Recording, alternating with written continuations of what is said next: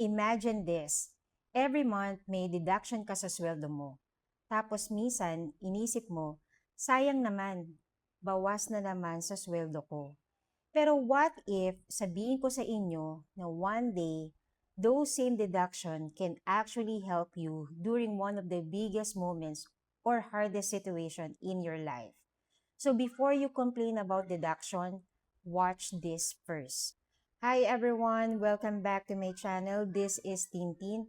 And quick reminder before we start, today's topic will be mostly in Tagalog dahil pag-uusapan natin ang benefits specifically for Filipino seafarers para mas madaling maintindihan ng ating mga kababayan. So, if you're planning to work on a cruise ship, currently on board or curious ka kung bakit may deduction ang mga seafarers, then this video is for you. One of the most common question ng mga gustong mag-cruise ship is, akala ko ba walang tax ang seafarers? Bakit may mga deduction pa rin sa sweldo? First, magandang balita para sa maraming Filipino seafarers. Qualified international seafarers generally do not pay Philippine income tax on their overseas income. Kaya minsan may mataas ang take-home pay compared sa ibang trabaho sa Pilipinas. Pero dahil walang tax, hindi ibig sabihin wala ng deduction or contribution. May mga government benefits na hinuhulugan na pwedeng makatulong sa future. Let's start with SSS. SSS is not just another deduction. It can help through maternity benefits, sickness benefits, disability benefits, retirement benefits, and many more. Sa personal experience ko, dito ko talaga nakita ang importante ng contribution.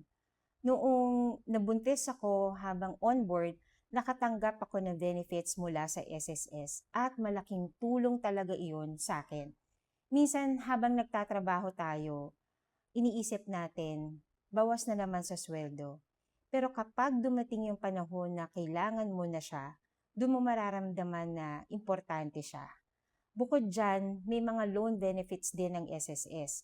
Merong salary loan na pwede mo makatulong kapag may emergency expenses, tuition bills, or biglang kailangan. Meron ding calamity loan, especially kapag ang lugar nyo ay naapektuhan ng kalamidad at qualified ka sa requirements. Pero tandaan natin, loan ito, hindi libreng pera. Kaya kung gagamit tayo ng loan benefits, gamitin natin sa importanteng bagay. Next is PhilHealth.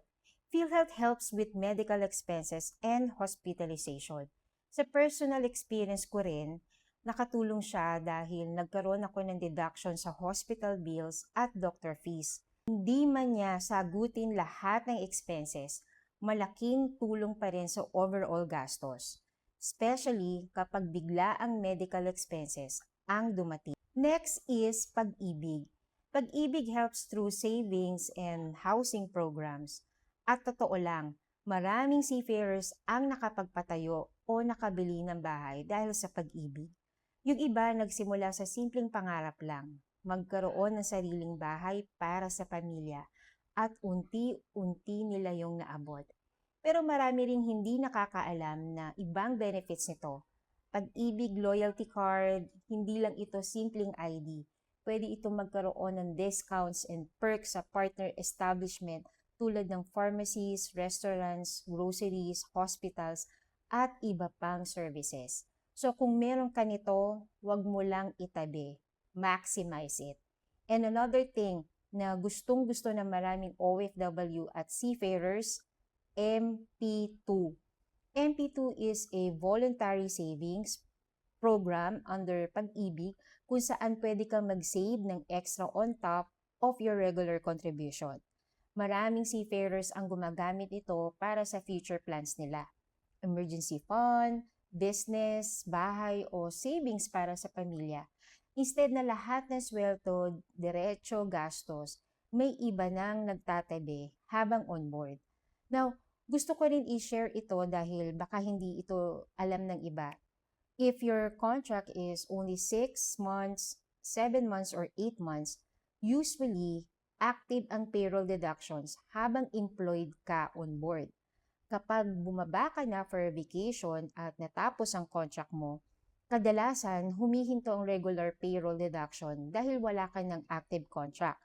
Sa personal experience ko, every time bumababa ako for vacation, I make sure na nagbabayad ako voluntarily sa SSS, Pag-ibig at PhilHealth para tuloy-tuloy ang contributions ko. Ayokong magkaroon ng gaps na payments dahil hindi natin alam kung kailan natin kailangan ang benefits sa future. Minsan, hindi mo sila napapansin ngayon, pero malaking tulong sila later on. Always remember this, salary can be spent quickly, pero the benefits and protection that you build for yourself and your family can help you for many years. Minsan hindi mo ma-appreciate ang deduction ngayon, pero kapag dumating ang araw na kailangan mo sila, dun mo mararamdaman ng tunay na halaga nito. If this video helped you, don't forget to like, subscribe, and share. And comment below, nagbo-voluntary contribution ka rin ba habang nasa bakasyon? Or have you used any SSS, PhilHealth, or Pag-ibig benefits already?